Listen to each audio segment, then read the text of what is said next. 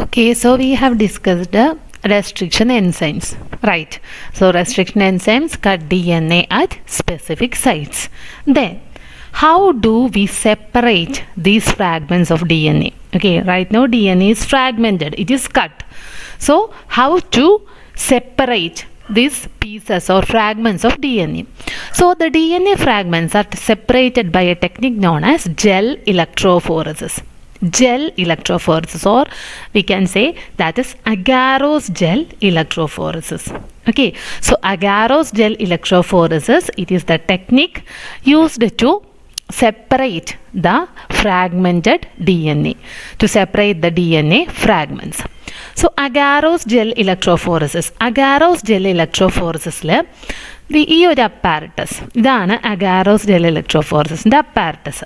Okay, so ഇവിടെ നമ്മളൊരു matrix ആയിട്ട് ഇതിൻ്റെ ഉള്ളിൽ നമ്മളൊരു മെട്രിക്സ് DNA മൂവ് ചെയ്യാൻ വേണ്ടിയിട്ടുള്ള ഒരു മെട്രിക്സ് ആയിട്ട് നമ്മൾ യൂസ് ചെയ്യുന്നത് അഗാരോസ് ജെല്ലാണ്. You might have heard of agarose or agar, which is obtained from seaweeds. നിങ്ങൾ ഫസ്റ്റ് ഇയറിൽ പഠിച്ചിട്ടുണ്ടല്ലേ, സീവീഡ്സിൽ നിന്ന് അഗാർ ഒബ്റ്റെയിൻ ചെയ്യുന്ന കാര്യമൊക്കെ നമ്മൾ പഠിച്ചിട്ടുണ്ട്. സോ അഗാർ അതിൽ നിന്ന് ഫോം ചെയ്യുന്നതാണ് this agarose gel. Agarose gel is used as a matrix in this electrophoresis technique. So ഇവിടെ നടക്കുന്നൊരു പ്രോസസ്സ് എന്ന് പറഞ്ഞു കഴിഞ്ഞാൽ, you know what is the charge of DNA? DNA is negatively charged.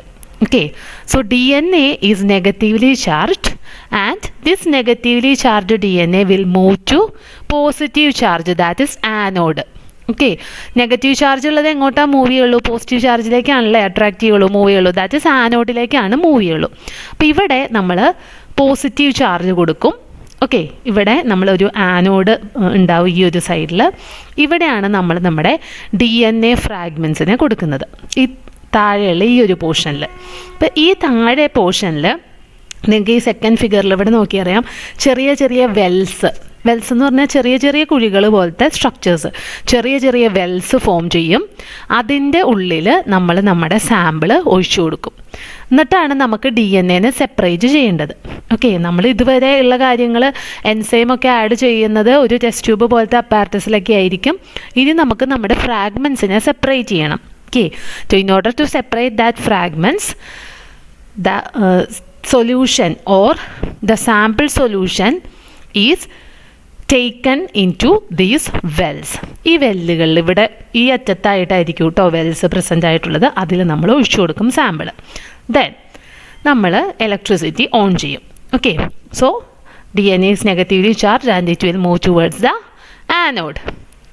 ഇവിടെ the movement ഇത് important ആയിട്ടുള്ളൊരു കാര്യമാണ് കേട്ടോ. The movement of these molecules is based on their molecular size.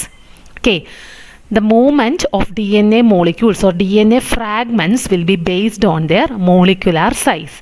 That is small fragments will move faster and large fragments will move slower. ചെറിയ ഈ ഒരു fragment ഇതിൽ mix ആയിരിക്കും അല്ലേ, ചെറിയ ഫ്രാഗ്മെൻറ്റ്സും വലിയ ഫ്രാഗ്മെൻറ്റ്സും ഒക്കെ ഉണ്ടാവും. അപ്പം നമ്മൾക്ക് ഏകദേശം എത്ര ഒരു സൈസിലുള്ള ഫ്രാഗ്മെൻ്റ് ആണ് നമ്മൾ ഫ്രാഗ്മെൻറ്റേഷൻ നടത്തി ഫോം ചെയ്തേക്കുന്നതെന്ന് നമുക്കറിയാം. ഓക്കെ, അപ്പം നമ്മളിവിടെ ഈ ഒരു അപ്പാരറ്റസ് റൺ ചെയ്യുന്ന സമയത്ത് മോളിക്കുലാർ സൈസ് കുറഞ്ഞ ഫ്രാഗ്മെൻറ്റ്സ് എങ്ങോട്ട് പോകും? കുറേ ദൂരം മൂവ് ചെയ്യും. ഓക്കെ, മോളിക്കുലാർ സൈസ് കൂടുതലുള്ളവർ വളരെ കുറച്ച് ദൂരമാണ് മൂവ് ചെയ്യുള്ളൂ. അപ്പോൾ കുറച്ച് സമയം നമ്മൾ ഈ അപ്പാരറ്റസ് റൺ ചെയ്ത് കഴിഞ്ഞാൽ നമ്മൾ പവർ ഓഫ് ചെയ്യും. ഓഫ് ചെയ്ത് കഴിയുമ്പം we can see in this band. Okay, ഈ ഒരു മെട്രിക്സ്, ഈ ഒരു അഗാരോസ് ജെൽ എടുത്ത് നോക്കിയാൽ നമുക്ക് ഡയറക്റ്റ്ലി വിഷ്വലൈസ് ചെയ്യാൻ പറ്റില്ല, അതെങ്ങനെയാണെന്ന് നമുക്ക് പറയാം. സോ ഈ ഒരു അഗാരോസ് ജെല്ലിൽ എങ്ങനെയായിരിക്കും പ്രസൻ്റ് ആയിട്ടുള്ളത്? സ്മോൾ മോളിക്യൂൾസ് ഒരുപാട് ദൂരേക്ക് നീങ്ങിയും ലാർജ് മോളിക്യൂൾസ് ഈ വെല്ലിനോട് അടുത്തുമായിരിക്കും പ്രസൻ്റ് ആയിട്ടുള്ളത്. Okay, so that is DNA is negatively charged, so it moves towards the anode. DNA fragments are separated according to their size. The smaller sized fragments move farther. Small size ആയിട്ടുള്ള fragments കൂടുതൽ ദൂരം move ചെയ്യും, large size fragments ഈ ഒരു വെല്ലിനോട് അടുത്തായിരിക്കും present ആയിട്ടുള്ളത്. Then നമ്മൾ അടുത്ത പോർഷൻ വെക്റ്റർ DNA ഒന്നും കാര്യം ഇപ്പം നിങ്ങൾ നോക്കണ്ട കേട്ടോ, അത് വെക്ടറും കൂടി പറഞ്ഞിട്ടാണ്, ഇപ്പോൾ ജസ്റ്റ് ഈ പ്രോസസ്സ് പറയുന്നതാണുള്ളൂ. ദെൻ അപ്പോൾ നമ്മൾക്ക് ഇങ്ങനെ ഈ ഒരു ഇതിൻ്റെ ഉള്ളിൽ നിന്ന് നമ്മൾ ആ ഒരു ജെല്ല് എടുത്തു, പുറത്തേക്ക് എടുക്കും. ജെല്ല് നിങ്ങൾക്കറിയാമല്ലോ, നമ്മൾ ഈ ജെല്ലി മിഠായിയൊക്കെ ഉണ്ടാക്കില്ലേ ജെല്ലി സ്വീറ്റ്സ് ഒക്കെ, അതുപോലെ ഇങ്ങനെ നമുക്ക് എടുത്തു മാറ്റാൻ പറ്റുന്നതാണ് ഈ ജെല്ല്. ഈ കാണിച്ചിരിക്കുന്നത് ഇതിൻ്റെ ഉള്ളിലിരിക്കുന്നതാണ്, അത് നമുക്ക് മാറ്റാം. അപ്പം നമ്മളത് റിമൂവ് ചെയ്യും. Then so the DNA fragments, ഈ കാണുന്ന DNA ഫ്രാഗ്മെൻറ്റ്സ് അതാണ് നമ്മൾ ഈ UV റേഡിയേഷനിൽ ഇങ്ങനെയാണ് കാണുന്നത്. Okay, the DNA fragments first they are stained with ethidium bromide. Important ആണ് കേട്ടോ, എപ്പോഴും വരാറുള്ള ക്വസ്റ്റ്യൻ ആണ്. The stain used to color or the stain or the dye which is used to stain the DNA fragments. So DNA fragments are stained with ethidium bromide, ETBR എന്ന് പറയും, ethidium bromide. So ethidium bromide വെച്ച് stain ചെയ്യും. Then it is put under UV radiation. UV radiationലേക്ക് expose ചെയ്യും. Then what will happen? The DNA fragments are visualized as bright orange colored bands. So ethidium bromide വച്ച് stain ചെയ്ത് UV റേഡിയേഷനിൽ visualise ചെയ്ത് കഴിയുമ്പോൾ നമുക്ക് DNA fragments ഇങ്ങനെ കാണാം. അപ്പം നമ്മൾ നോക്കിയാൽ കാണാം അല്ലേ, ഇതൊക്കെ അധിക ദൂരം പോവാത്തത്. ഓക്കെ, അധിക ദൂരം പോവാത്തവരൊക്കെ എന്താണ്, ലാർജ് മോളിക്കുലാർ സൈസ് ഉള്ളവരാണ്. കുറേ ദൂരം അങ്ങോട്ട് മൂവ് ചെയ്തേക്കുന്നവരൊക്കെ സ്മോൾ മോളിക്കുലാർ സൈസുള്ള ഫ്രാഗ്മെൻറ്റ്സ് ആണ്. സോ ഇങ്ങനെയാണ് നമ്മൾ DNAയുടെ ഫ്രാഗ്മെൻറ്റ്സിനെ സെപ്പറേറ്റ് ചെയ്ത് വിഷ്വലൈസ് ചെയ്യുന്നത്. Okay, so we can visualise small fragments and large fragments in this agarose gel. Then after that the DNA bands are cut out from the agarose gel. So നമുക്ക് വേണ്ട DNA fragment അതിൻ്റെ ഒരു ഏകദേശ size നമുക്ക് അറിയായിരിക്കും. Okay, അപ്പോൾ large ആണോ small ആണോ അതിൻ്റെ ഒരു ലെങ്ത്ത് വെച്ചിട്ട് നമ്മൾക്ക് ആവശ്യമുള്ള DNA fragment that is cut from this agarose gel. Suppose ഈ ഒരു ഫ്രാഗ്മെൻറ്റ്, ഈ ഒരു സൈസുള്ള ഫ്രാഗ്മെൻ്റ് ആണ് നമുക്ക് വേണ്ടെങ്കിൽ നമ്മൾ ഈ ജെല്ലിൽ നിന്ന് ആ ഒരു ഫ്രാഗ്മെൻറ്റിനെ കട്ട് ചെയ്ത് എക്സ്ട്രാക്റ്റ് ചെയ്തെടുക്കും. Okay, DNA bands are cut out from agarose gel. This process is known as elution. DNA ഫ്രാഗ്മെൻറ്റ്സിനെ ഇവിടുന്ന് കട്ട് ചെയ്തെടുക്കുന്ന that process it is known as elution.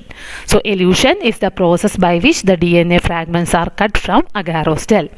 So ഇത്രയും കാര്യങ്ങൾ അറിഞ്ഞിരിക്കുക. നിങ്ങൾക്കിത് കംപ്ലീറ്റ് ആയിട്ട് ഇതിൻ്റെ ഒരു ക്ലിയർ ഐഡിയ കിട്ടണമെങ്കിൽ നമ്മൾ ഫുള്ള് ലാസ്റ്റ് സ്റ്റെപ്സൊക്കെ പറയുമ്പോഴാണ് കേട്ടോ മനസ്സിലാവുള്ളൂ. ഇപ്പോൾ ജസ്റ്റ് കാര്യം എന്താണെന്ന് നിങ്ങൾ അറിഞ്ഞിരിക്കുക. So DNA fragments are separated by the process of agarose gel electrophoresis. Here agarose gel which is obtained from seaweeds is used as a matrix. Then DNA is negatively charged, so it moves towards the anode. The separation of fragments depends on their molecular size. So smaller fragments will move to distant size, whereas larger fragments will be near to this well. So after this process, after electrophoresis, the gel matrix is taken and DNA fragments are stained using ethidium bromide and exposed to UV radiation. Then how can we see them? They are visualized as bright orange colored bands. Then next step is the bands are cut out from this agarose gel and this process is known as elution. So this is the process of agarose gel electrophoresis. ഇവിടെ important ആയിട്ട് ചോദിക്കാറുള്ള question what is elution ചോദിക്കാറുണ്ട്.